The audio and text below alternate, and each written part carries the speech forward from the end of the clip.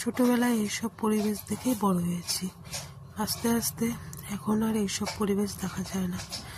এত সুন্দর ক্ষেত, এগুলো এখন সব ক্ষেত ভরে গিয়ে সব বাড়ি হয়ে গেছে।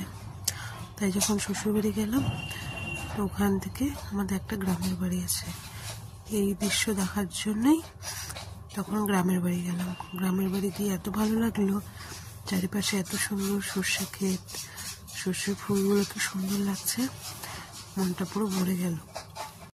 পরে যখন শুনলাম ওখানে খেতে নাকি শাক হয়েছে, তারপর আমারও ইচ্ছে করলো চলো একটু শাক তুলে আসি।